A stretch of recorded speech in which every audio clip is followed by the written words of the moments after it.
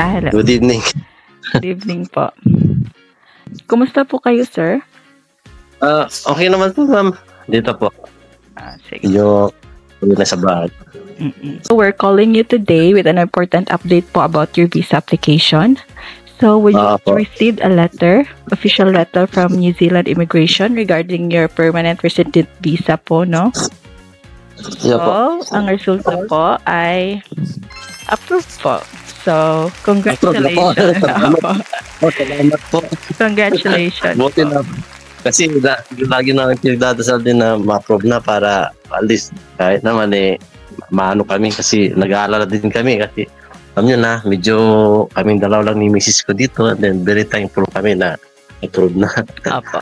Maraming salamat po sa SDH. Opo. So, ano pong plano po ninyo ngayon?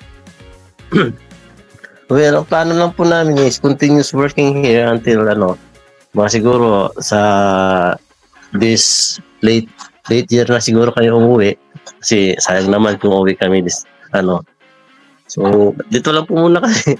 Sige. Kumusta naman po yung experience niyo with our advisors and staff na tumutulong sa application?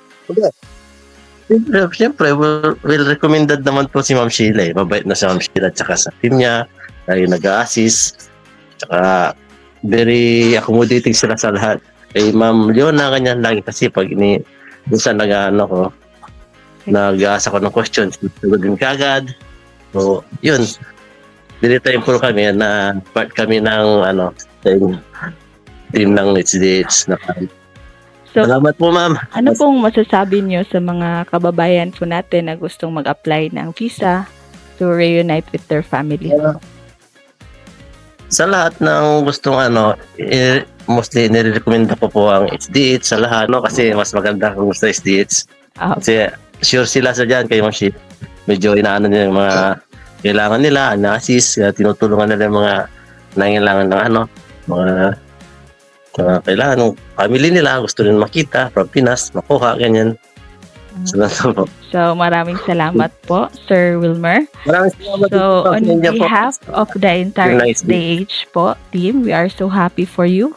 So, thank you for trusting us and we wish you all the best in New Zealand. Enjoy your celebration. Thank you po, ma'am. Salamat po. Thank you. Maraming salamat po sa inyo sa lahat ng team ng SDH. Kami ni Mrs. ko, papasalamat po ng lubos sa inyo. Thank you po, ma'am. Bye-bye. Salamat.